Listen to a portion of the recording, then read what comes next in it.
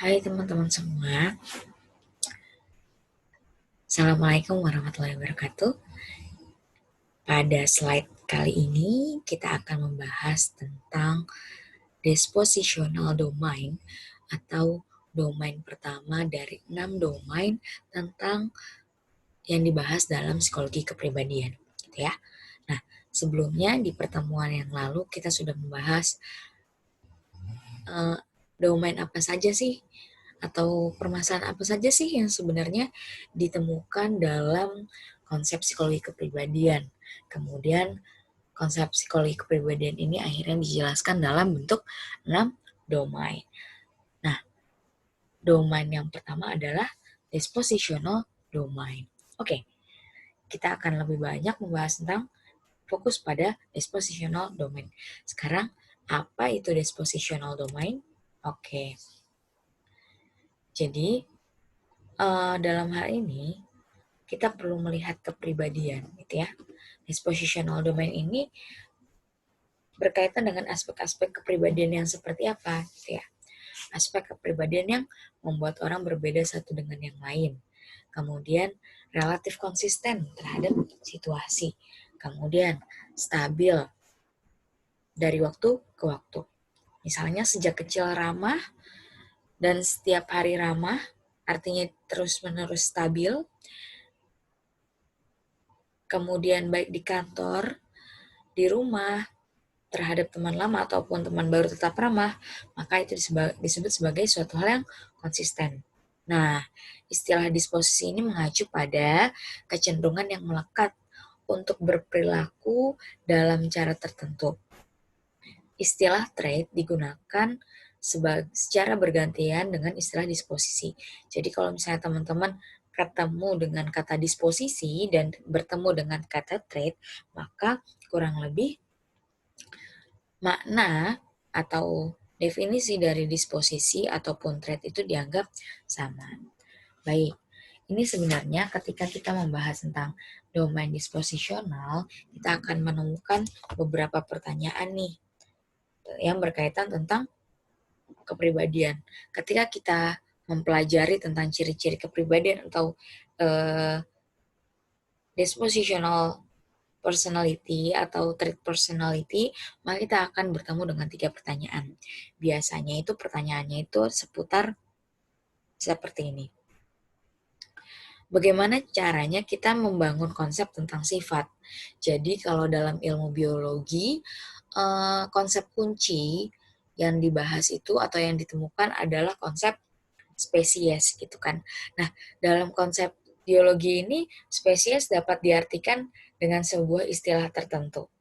Nah, dalam psikologi sifat ini merupakan konsep kunci gitu ya dalam dimensi psikologi itu. Lalu apa definisi yang tepat atau konsep yang tepat untuk menggambarkan sifat ini? Nah, definisi yang tepat ini adalah yang disebutkan di bawah ini, yaitu kecenderungan yang melekat untuk berperilaku dalam cara tertentu. Nah, kemudian ada lagi muncul pertanyaan yang kedua. Bagaimana cara mengidentifikasi sifat utama untuk menjadi keunikan dan pembeda pada setiap individu? Jadi bagaimana mungkin kita mengidentifikasikan sebuah sifat atau beberapa sifat besar, sifat yang dijadikan sebagai sifat utama menjadi dasar atau gambaran tentang keunikan dari individu. Nah, kemudian yang selanjutnya ada pertanyaan yang ketiga nih, teman-teman. Kemudian, bagaimana cara kita merumuskan sebuah bentuk taksonomi atau skema yang terorganisir atau sebuah sistem secara komprehensif tentang sifat itu sendiri. Jadi, bisa dikatakan ketika kita sudah mendapatkan ciri-ciri penting untuk mengidentifikasi sifat manusia atau menggambarkan seorang individu gitu ya, kita perlu membuat pengelompokan atau merumuskan taksonomi. Kita membuat sebuah skema-skema yang terorganisir atau kelompok tertentu. Jadi, kalau dalam ilmu biologi kurang lebih seperti ini. ketika kita belajar tentang biologi, kita akan menemukan banyak spesies-spesies. Kemudian spesies-spesies itu diidentifikasi, dicari ciri-ciri pentingnya, dicari jenis-jenisnya, dicari ciri-cirinya, kemudian dicari bentuknya, susunannya, dan lain sebagainya gitu ya. Kemudian setelah itu dibentuklah klasifikasi atau yang disebut juga dengan taksonomi gitu. Nah, akhirnya muncullah yang namanya spesies tumbuhan, spesies hewan, spesies mikroba gitu ya. Jadi harapannya gitu ya dari psikologi kepribadian ini, terutama dari domain disposisional ini, kita bisa mengklasifikasi atau bisa menemukan sekelompok kepribadian yang mampu menggambarkan seseorang. Nah, supaya lebih jelas lagi gimana sih maksudnya, ya, kita akan lebih dalam lagi membahas tentang dispositional domain ini. Oke, kita lanjut. Nah, di sini teman-teman, ketika kita membahas tentang trait atau dispositional ini, maka kita akan mendapatkan dua formula dasar. Jadi, dua formula dasar ini maksudnya seperti apa? Untuk menggambarkan atau menjelaskan kenapa akhirnya muncul perilaku A atau perilaku B, atau bagaimana akhirnya munculnya sebuah perilaku, maka cara pandang trait ini atau bagaimana cara kerja trait ini dipandang dengan dua cara gitu ya. Cara yang pertama adalah trait dipandang sebagai penyebab internal. Nah, di sini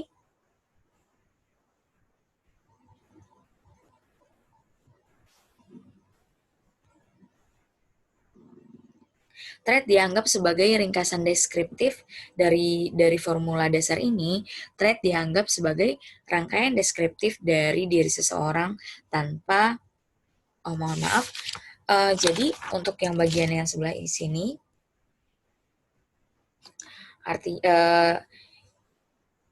setiap individu ini memiliki dorongan gitu ya, memiliki dorongan berupa hasrat, kebutuhan, keinginan, dorongan itu sendiri, dan motif.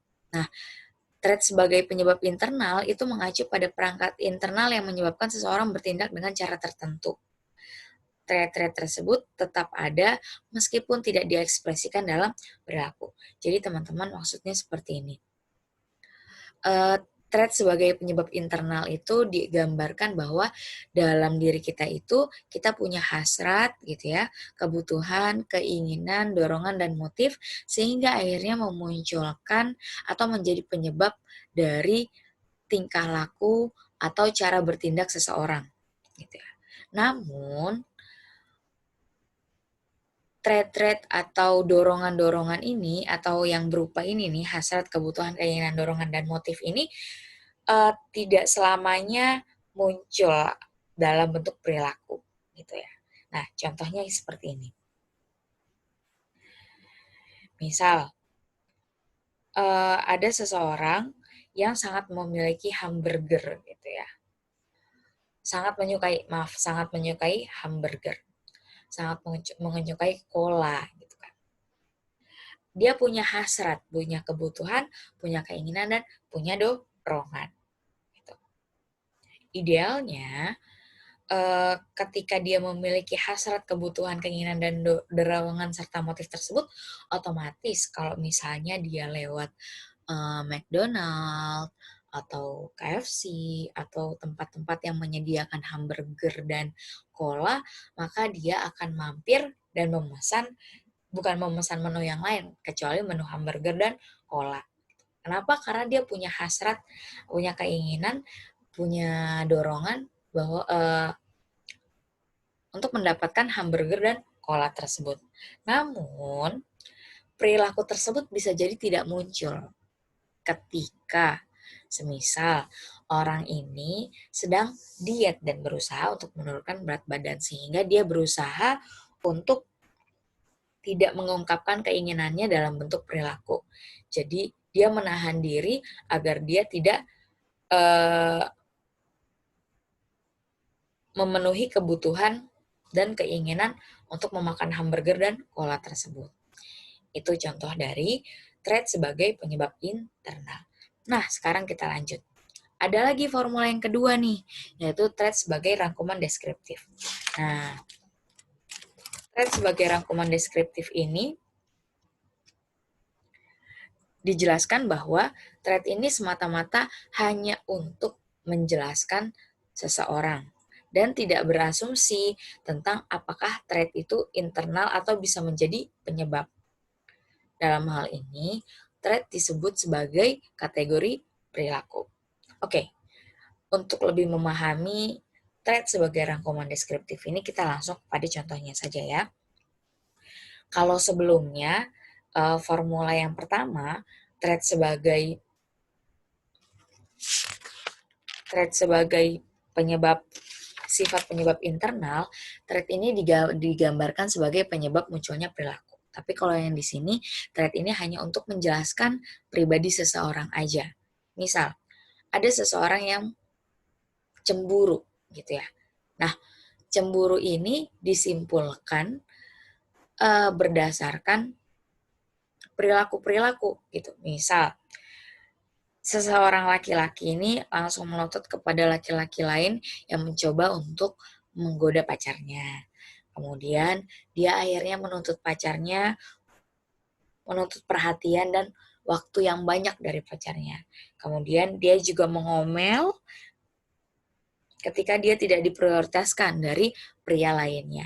Nah, perilaku ini disimpulkan, dikategorikan sebagai perilaku cemburu. Nah, ini menjadi deskripsi atau penjelasan tentang seorang. Oh, laki-laki ini adalah seseorang yang cemburu. Terkait dengan penyebab kenapa dia cemburu, dorongannya itu apa, alasannya apa, itu tidak terjelaskan dalam formula ini. Jadi formula ini hanya sebatas untuk menjelaskan keadaan, perilaku, ataupun sifat seseorang. Gitu. Yang sifat itu kemudian diturunkan dalam bentuk beberapa perilaku. Jadi beberapa perilaku kemudian disimpulkan dalam bentuk sifat. Gitu. Nah, itu dia dua formula dasar tentang trait.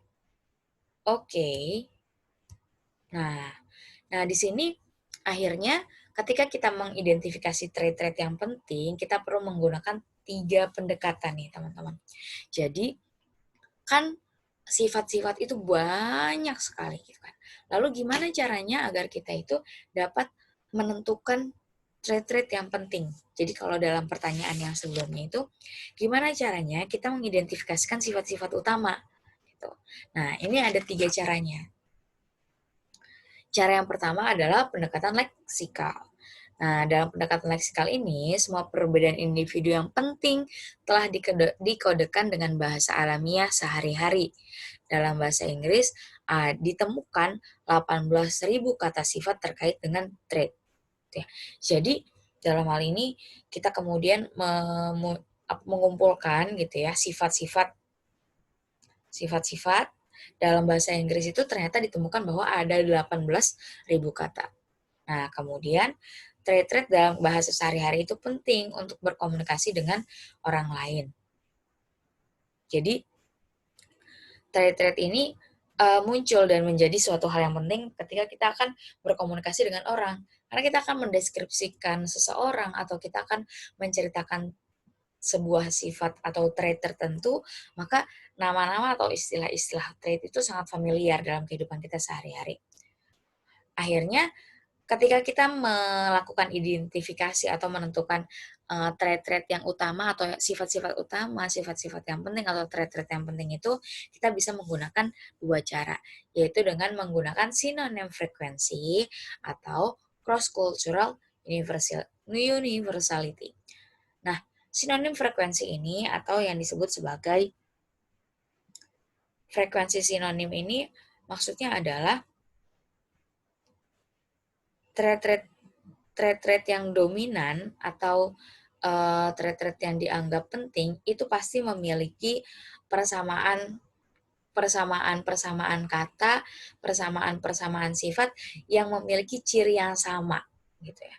Misal, ada sebuah trait penting atau diidentifikasi ada sifat penting, yaitu sifat dominan.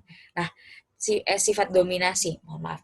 Kata dominasi ini kemudian memiliki persamaan atau sinonim. Misal, sinonim dari trait dominan, suka memerintah, arogan, tegas, kuat, memaksa, yang semuanya itu menggambarkan atau memiliki makna yang kurang lebih sama dengan trait penting tadi atau sifat utama tadi, yaitu kata dominasi gitu. Nah, kemudian ada lagi cara satu lagi, yaitu cross cultural universality atau bisa disebut sebagai universalitas lintas budaya. Nah, yang dimaksud dari universalitas universalitas lintas budaya ini adalah uh, ketika sebuah trait itu dianggap penting, maka dia akan sering banyak diulang atau sering banyak disebutkan dengan berbagai bahasa yang berbeda dengan budaya tertentu. Jadi setiap budaya itu pasti punya istilah tertentu ataupun gambaran tertentu tentang trait tersebut. Nah, semakin banyak kekayaan bahasa ataupun kekayaan konsepnya, itu menjadi penjelas bahwa trait itu adalah trait yang penting. Itu jadi semacam clue bahwa trait itu adalah trait yang penting. Nah, kemudian ada pendekatan yang kedua, yaitu pendekatan statistik. Nah, pendekatan statistik ini dilakukan dengan mengumpulkan item-item kepribadian. Kemudian tujuannya adalah setelah mengumpulkan ini adalah mengidentifikasi dimensi utama atau koordinat dari peta kepribadian. Cara yang umum adalah dengan analisa faktor atau analisis faktor. Jadi kita mengidentifikasi kira-kira mana sih trait-trait atau kepribadian yang menyusun sebuah kepribadian tertentu. Nah, metode yang dilakukan itu dengan cara analisa faktor, gitu. Nah, namun kelemahan dari analisa faktor ini adalah kalau semisal kita tidak menyebutkan, misalnya dalam dominasi gitu ya, dalam trait penting atau trait utama dominasi, kita tidak menyebutkan bahwa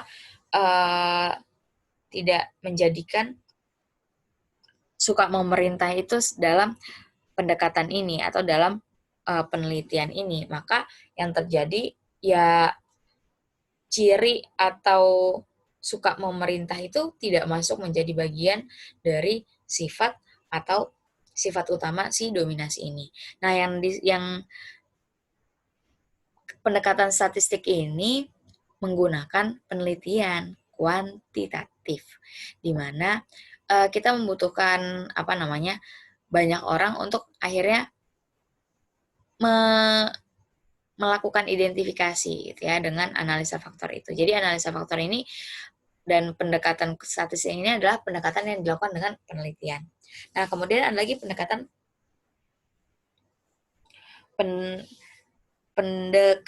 teoritis. Nah, pendekatan teoritis ini adalah ditentukan, jadi variabel-variabel atau trait-trait yang dianggap penting itu ditentukan berdasarkan teori yang menjelaskan tentang hal itu. Jadi kalau yang sebelumnya itu berdasarkan penelitian, kemudian memunculkan trait-trait penting ini.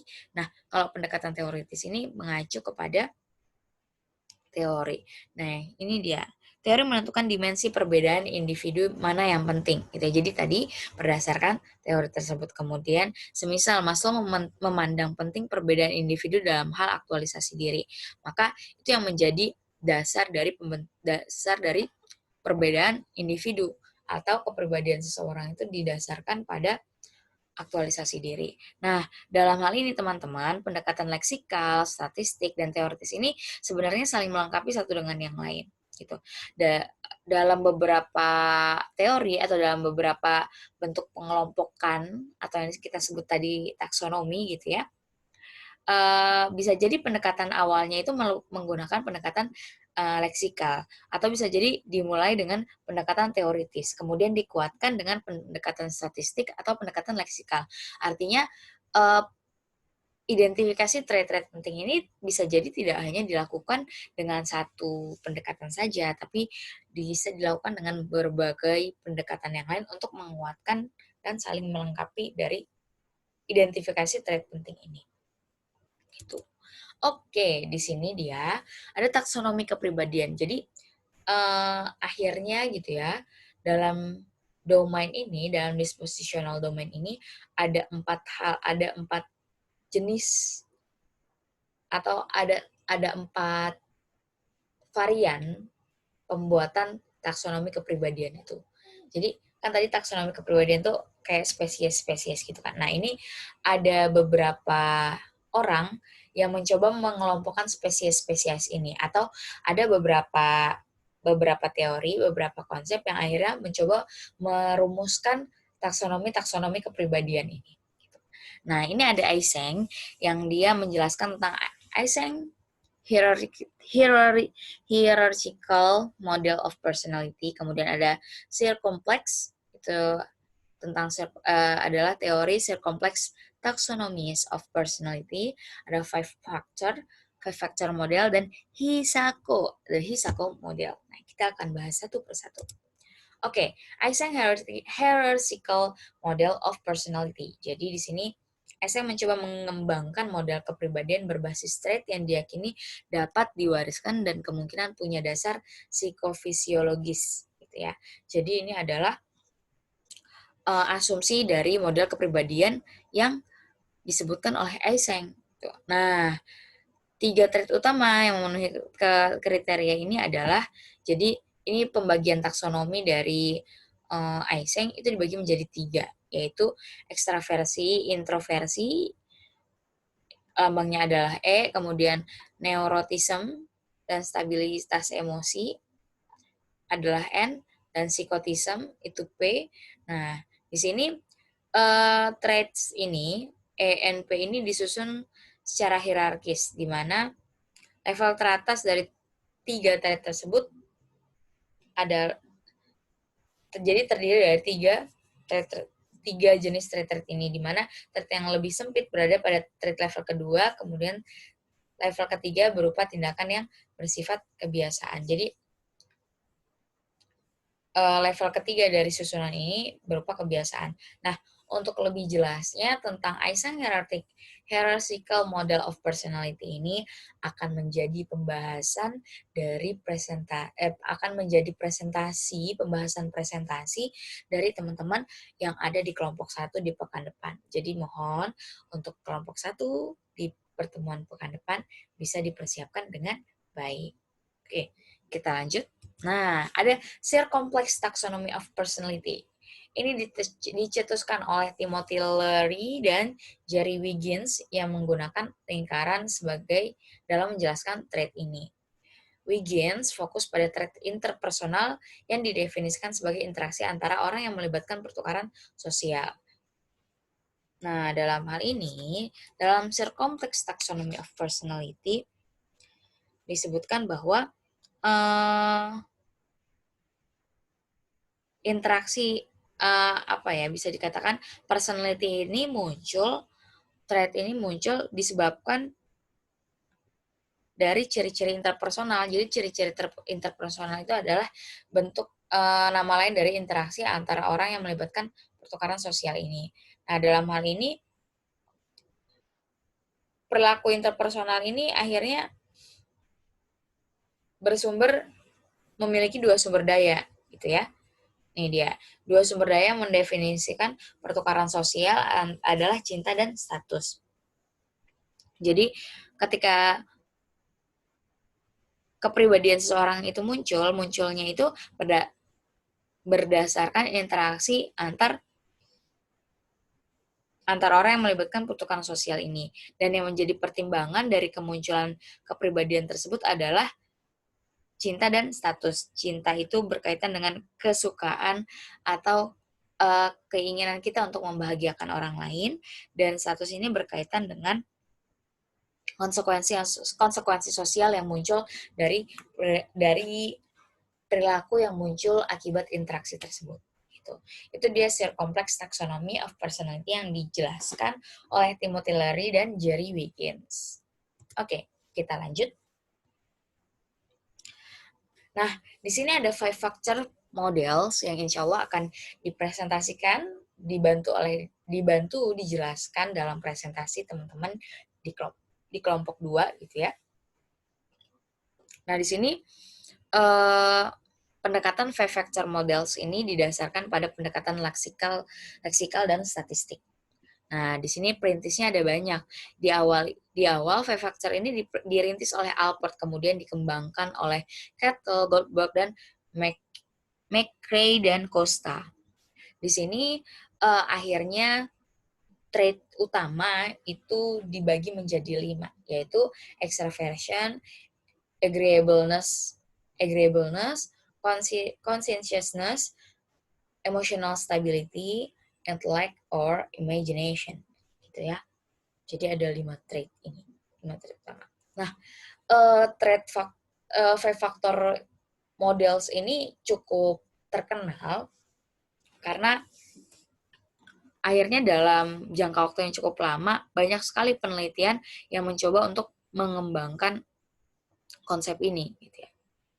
Nah, nanti oleh teman-teman kelompok 2 bisa dibahas juga perjalanan sejarah terkait dengan konsep kepribadian 5 factor models ini.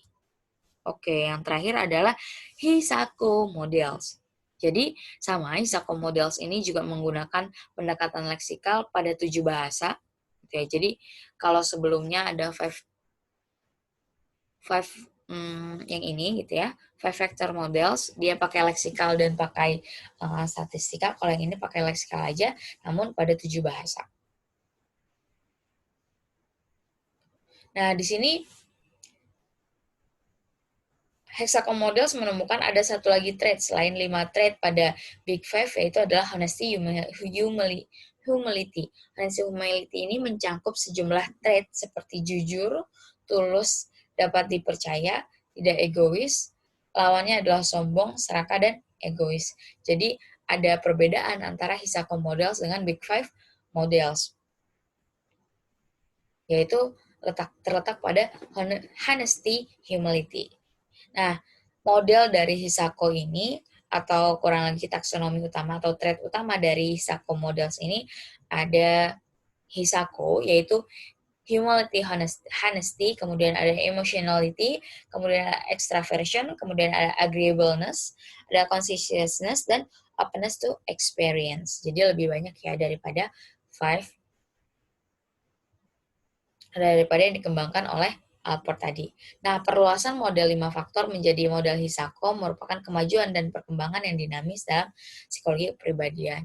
Jadi, bisa dikatakan bahwa setiap penambahan atau penemuan trait baru gitu ya, itu menjadi kemajuan dalam psikologi kepribadian ini.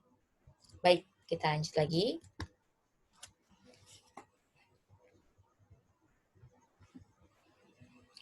Nah, di sini kita perlu mengetahui 3 asumsi penting tentang trait, gitu ya. Meskipun ada perbedaan di antara berbagai teori tentang apa yang membentuk trait, berapa banyak trait, dan apa metode terbaik untuk menentukan trait penting, teori sifat sama-sama memiliki 3 asumsi penting tentang trait. Jadi kurang lebih inilah yang menjelaskan trait. Jadi trait itu apa? Trait itu adalah 3 hal ini, yaitu perbedaan individu yang bermakna, kemudian trait ini adalah perbedaan individu yang bermakna, kemudian stabilitas, memiliki kestabilan dari waktu ke waktu, dan memiliki konsistensi pada setiap situasi. Baik. Nah, perbedaan individu yang bermakna. Jadi, dapat dikatakan bahwa pada hakikatnya sebenarnya banyak hal yang akhirnya membuat seseorang itu menjadi individu yang berbeda, atau masing-masing individu berbeda itu dijelaskan oleh banyak hal.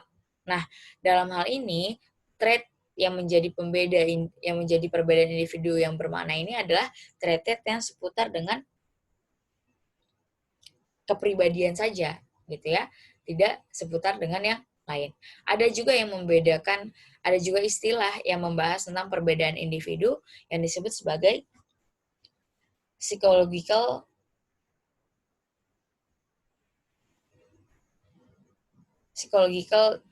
diferensial, gitu ya. Nah, kemudian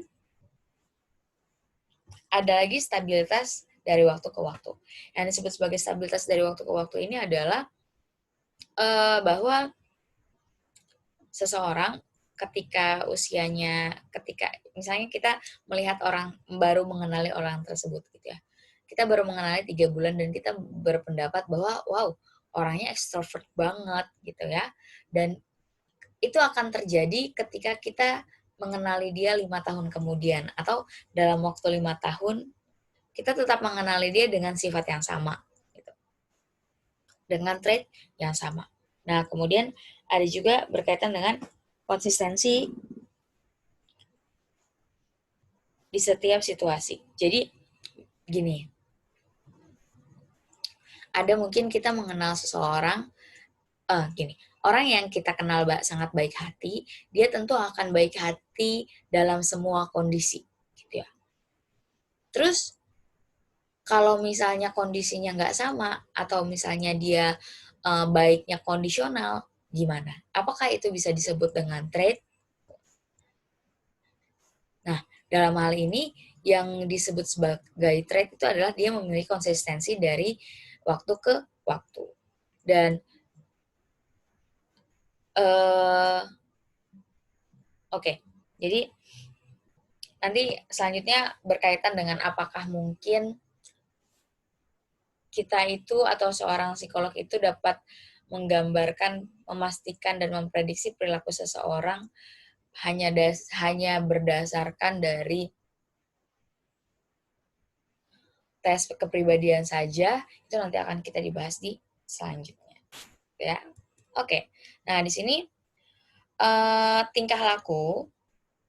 Jadi ketika kita menjelaskan tentang trait ini, kita juga akan menemukan bahwa tingkah laku ini merupakan fungsi atau muncul akibat fungsi dari interaksi antara kepribadian atau personality traits dengan tekanan situasi atau situasional forces. Nah, yang dimaksud ini adalah gini teman-teman. Sebuah tingkah laku atau perilaku itu muncul karena adanya kepribadian itu atau personality traits ini dengan tekanan situasi. Semisal, ada seseorang yang dia mudah marah atau temperamennya tinggi. Nah, ketika dia memiliki temperamennya tinggi, namun dia selalu menemukan sesuatu hal yang membahagiakan, kira-kira marahnya akan muncul atau enggak? Enggak ya. Tapi ketika seseorang yang mudah marah atau emosinya tinggi ini, temperamennya tinggi ini, kemudian ditemukan dengan berbagai hal atau kejadian-kejadian yang tidak menyenangkan. Semisal kita lagi mau beli minuman yang pakai e-money itu, yang ada di stasiun-stasiun itu. Nah, kemudian kita udah ngetap, uang kita udah berkurang, tapi minuman kita nggak keluar. Nah, seseorang yang memiliki temperamen yang tinggi, itu dia akan langsung marah. Tapi ketika kita bertemu dengan orang yang memiliki trait temperamennya tidak tinggi atau kepribadiannya ini temperamennya tidak tinggi, maka responnya tentu akan berbeda. Jadi perilaku yang muncul itu akan berbeda tergantung pada personality traits dan tekanan situasinya. Gitu. Nah, dalam hal ini ada 3 jenis pola interaksi antara P dan S atau personality traits dengan situational forces yang berbeda-beda. Nah, ini dia. Jenis yang pertama adalah seleksi situasi. Di sini orang cenderung memilih situasi yang sesuai dengan kepribadiannya. Jadi, munculnya perilaku, tingkah laku itu bisa jadi terjadi dengan jenis ini. Jadi, seseorang itu memilih situasi yang sesuai dengan kepribadiannya. Kemudian ada evokasi, yaitu kepribadian tertentu dapat menimbulkan tanggapan tertentu dari lingkungan. Ini tadi bisa jadi yang tadi diberikan contoh ya, bahwa orang yang orang yang temperamennya rendah atau dia tidak mudah naik emosinya gitu ya, ketika ketika apa? Ketika mencoba untuk mengambil minuman, kemudian minumannya nggak keluar padahal uangnya sudah berkurang, bisa jadi dia nggak semarah orang yang temperamennya tinggi. Namun ketika misalnya dia ditipu oleh orang gitu ya, nah apakah dia tidak memunculkan ekspresi marah? Gitu. Nah, jadi bisa dikatakan bahwa kepribadian tertentu dapat menimbulkan tanggapan tertentu dari lingkungannya sesuai dengan situasinya gitu. Kemudian ada lagi perilaku yang muncul akibat manipulasi atau interaksi yang muncul akibat manipulasi, yaitu berkaitan dengan bagaimana seseorang ini melakukan berbagai cara yang digunakan untuk mempengaruhi perilaku orang lain. Jadi perilaku yang dilakukan itu tidak serta-merta jadi gini, kolaborasi antara traits-nya dengan situasi ini merupakan cara yang digunakan atau berkaitan dengan cara dia untuk mempengaruhi perilaku orang lain. Yang bisa jadi ketika traits-nya berbeda, maka perilaku manipulasinya pun berbeda, gitu ya. Oke, nah selanjutnya kita akan membahas tentang berkaitan dengan tes kepribadian di tempat kerja. Jadi dengan banyaknya taksonomi-taksonomi tersebut tentu kita membutuhkan adanya, kita perlu gini, kita sangat perlu untuk menilai seseorang. Ya. Salah satunya adalah di dunia kerja atau di tempat kerja. Nah, kenapa kita membutuhkan tes-tes atau mengetahui kepribadian seseorang di tempat kerja? Gitu ya. Nah, di sini ada beberapa kepentingan ketika kita melakukan tes kepribadian di tempat kerja, yaitu untuk seleksi karyawan, kemudian tes integritas, yaitu kita akan mengetes integritas orang tersebut terutama, dan ini biasanya dilakukan pada perusahaan layanan finansial. Kemudian tes ini juga digunakan agar menghindari tuntutan hukum karena lalai mempekerjakan karyawan. Misalnya karyawan melakukan kekerasan karena emosinya nggak stabil. Jadi ada beberapa orang yang bisa dikatakan tidak layak atau tidak dapat bekerja karena kondisi psikologisnya atau bisa dikatakan juga karena kepribadiannya. Nah, dalam hal ini agar tidak mendapatkan hukuman juga tidak mendapatkan kerugian, maka mengetes kepribadian calon karyawan ini tentu calon karyawan ataupun karyawannya tentu sangat diperlukan. Nah, di sini oh ya, dalam hal ini gini, karena kita perlu perlu mengetahui atau perusahaan itu, tempat kerja kita itu, atau atasan kita itu perlu mengetahui bagaimana cara kita menghadapi masalah, bagaimana kemampuan kita berada dalam lingkungan pekerjaan, apakah akan mengganggu atau akan mendukung. Jadi terkait dengan tes kepribadian ini bisa dikatakan sangat penting dalam lingkup pekerjaan. Di sini ada beberapa alat tes yang digunakan untuk melakukan tes kepribadian di tempat kerja ini. Yang pertama, ada Minnesota Multipasic Personality Inventory atau MMPI. Ini semoga teman-teman di pelajaran diagnostik sudah belajar. Kemudian ada the 16 Personality Factors atau 16 PF. Kemudian ada Myers-Briggs Type Indicator atau MBTI, kemudian ada The Hogan Personality Inventory.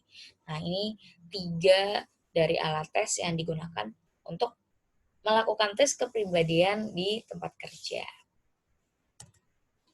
Oke, nah di sini ada beberapa isu-isu konseptual tentang trait. Yang pertama, ada perkembangan terkait dengan perkembangan kepribadian. Jadi, perkembangan kepribadian ini sifatnya terus berlanjut dan trait ini berkembang secara konsisten. Kemudian, trait ini juga berkembang secara stabil pada seseorang dari waktu ke waktu dan cara orang berubah seiring waktu. Nah, kemudian ada stabilitas kepribadian. Jadi ada 3 bentuk stabilitas kepribadian. Yang pertama ada rank order stability, yaitu ketika kepribadian stabilitasnya itu dianggap tinggi, ketika seseorang mempertahankan posisinya terkait dengan trait tertentu dibandingkan dengan orang lain di kelompoknya. Kemudian ada mean level stability, adalah level rata-rata di mana suatu trait dalam suatu kelompok tetap sama sepanjang waktu. Nah, terus yang ketiga, ada personality coherence, yaitu mempertahankan trait tertentu meskipun manifestasi traitnya berubah. Jadi, traitnya tetap ada walaupun gambaran atau perilaku yang muncul pun berubah. Kemudian, yang ketiga, terkait dengan perubahan kepribadian. Nah, perubahan kepribadian dalam diri internal, jadi perubahan trait yang terjadi itu terjadi dalam diri kita dan sifatnya internal dan menetap sepanjang waktu atau enduring sepanjang waktu. Oke, nah itu dia terkait dengan domain dispositional. Baik teman-teman, selanjutnya dari penjelasan ini akan dilanjutkan dengan diskusi per kelompok. Jadi silakan teman-teman secara berkelompok berdiskusi.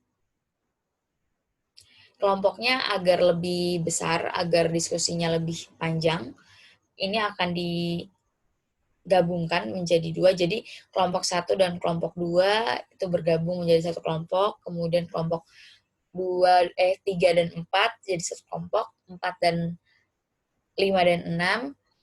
Oke, jadinya cuman ada sampai 12 ya. Jadi 5 6, kemudian 7 8, kemudian 9 10 dan 11 12. Jadi masing-masing dari 2 kelompok ini bersatu atau bergabung gitu ya.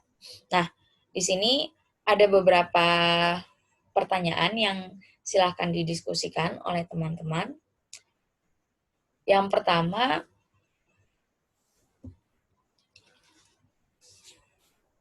berkaitan dengan setiap individu, ini yang pertama ya, setiap individu unik. Lalu, bagaimana keunikan individu hanya diwakilkan atau dijelaskan lewat beberapa sifat atau trait saja. Nah, itu yang pertama. Kemudian, yang kedua, bagaimana kepribadian seseorang dapat berubah. Jadi, teman-teman silahkan jelaskan bagaimana cara seorang individu atau terjadinya perubahan kepribadian pada diri seseorang. Dan kemudian yang ketiga, ini cukup 3 aja, yaitu jadi dalam kajian psikologi ini yang membahas tentang perbedaan individu itu ada beberapa gitu ya. Yang pertama adalah psikologi kepribadian, kemudian adalah psikologi diferensial atau psychological diferensial. Nah, karena dua-duanya ini membahas tentang perbedaan individu atau keunikan individu, nah kira-kira apa perbedaan antara kedua pembahasan ini? Itu dia 3 isu atau 3 pertanyaan yang silahkan didiskusikan dalam kelompok. Selanjutnya, di jam tertentu yang akan saya umumkan melalui ketua kelas, kita akan sharing terkait dengan hasil diskusi teman-teman kelompoknya. Jangan lupa ada 6 kelompok ya, bukan 12 kelompok. Baik, terima kasih. Ini presentasi atau materi terkait dengan domain dispositional. Selanjutnya mungkin saya akan membahas tentang domain biological di video selanjutnya.